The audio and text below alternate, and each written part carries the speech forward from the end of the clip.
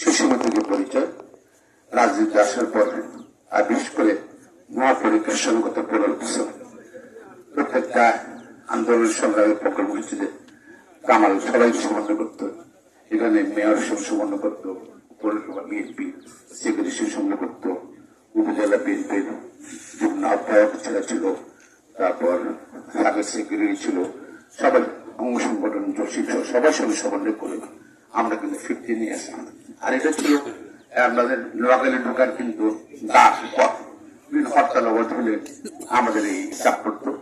কামাল সবার সঙ্গে একটুকে কাজ করে কিন্তু আন্দোলন চালিয়ে গিয়েছিল। আজকে কামালের মৃত্যু দলের একজন নিবেদিত প্রাণ হারানো। কামাল কিরকম ছিল একটু আগে তার আগে না ওনাকে বললে বলতেন না, কামাল কি ছিল না।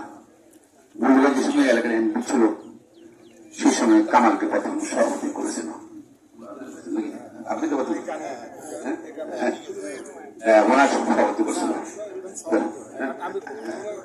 তারপর বিভিন্ন সময় সেই দলের দায়িত্ব ছিল, বিভিন্ন সরকারে গেছে সে দায়িত্ব ছিল, এবং সে উপদলের চেয়ারম্যান ছিল এলাকার মধ্যে। তার ঘরটা কিন্তু এখন টিনের পুরাতন ঘর, ফার্নিচারও নেই। যে সময় রাজনীতি হয়ে গেছে দুর্বৃত্তদের একটা জায়গা। বাংলাদেশের যেখানে 80% রাজনীতিবিদ যেখানে দুর্নীতি করে বা দুর্নীতির মানসিকতা আছে, সে কামালের মধ্যে একটা লোক ভিন্ন অবস্থায় থাকা, এটা বিরল। কামালের সঙ্গে শহীদ প্রেসিডেন্ট জিয়ার যে আদর্শ রাজনীতি, যে রাজনীতি করতে হবে, অনিষ্ঠ হতে হবে, সৎ হতে হবে এবং সবাইকে এনে থাকতে হবে। কামাল এত ক্ষমতার পরও অনিষ্ঠ ছিল। শহীদ প্রেসিডেন্ট জিয়া রহমানের যে আদর্শ, তুমি যাই কাজ করো না কেন ব্যক্তিগত সৎ থাকতে হবে, সেই সত্যতা কামালের মধ্যে ছিল। আমরা মনে হয় এই কামালের আজকের এত উপস্থিতি বিভিন্ন জায়গায় জানা হচ্ছে, এটা প্রমাণ করে কামালের সত্যিকার অর্থে শহীদ জিয়ার আদর্শ ছিল। আজকে যেখানে ধরেন টাকা পয়সা লেনদেন হিসেবে রাজনীতি তাকে মুখ্য বিষয় হয়ে যায়, সারা বাংলাদেশে বিভিন্ন রাজনৈতিক দল সহ, সেখানে কিন্তু কামাল ভিন্ন থাকছে। আমরা তার আত্মার প্রার্থনা করছি এবং আমরা শুধু আমরা না, বিএনপি বাংলাদেশ জাতীয় দল একটা আদর্শ রাজনীতি প্রকৃত অনুসারী, আদর্শ অনুপ্রাণিত একটা রাজনীতি হারিয়েছি আমরা। আমি নিজের অত্যন্ত কাছে ছিল আমার অত্যন্ত কষ্ট থেকে বলছি। সে গতকাল পরে ইন্তেকাল করেছেন। এর একদিন আগে সে ধানমন্ডিতে আমার চেম্বার আসছিল। অসুস্থ সে ছিল, জানেন আপনার অসুস্থ, দুইবার হার্ট অপারেশন হয়েছে, 2টা রিং লাগানো হয়েছে। এই সিচুয়েশনে পরশু রাতে বললো যে আপনারা যেটা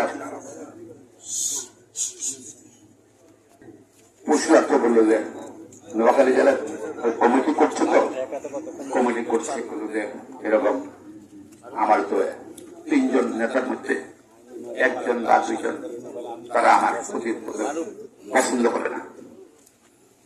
তো 3 জনের মধ্যে আলো, জাকারিয়া এবং হারুন, 1 জন 2 জন বিশেষ করে 1 জন খুব অপছন্দ করে মনে হয়।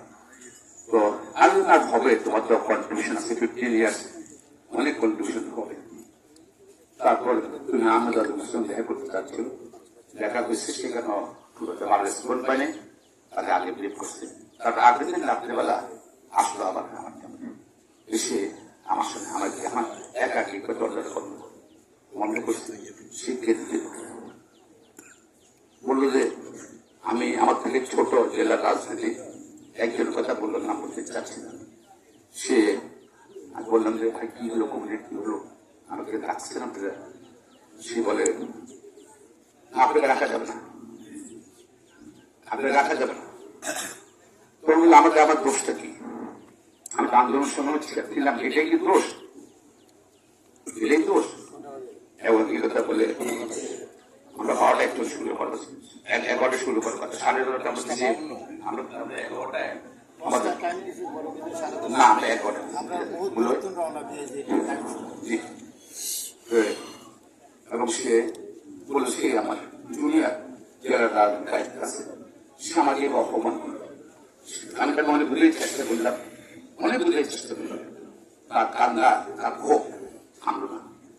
সন্ধ্যাবেলা হঠাৎ করে পরিবার শুনল যে জেলার করছে তাহলে কষ্টটা জেলার দৈনিক ঢাকার কষ্টটা সে নিতে পারেনি আমার কাছে মনে হচ্ছে।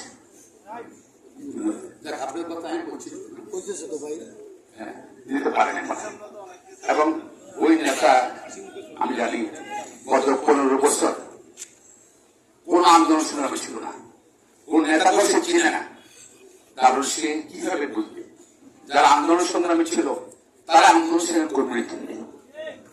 আমি মনে করি আল্লাহ উপরে মৃত্যু হয়েছে, তার কষ্টটা তার কান্নাটা আমার নিজের আছে, খুবই নিজের আছে।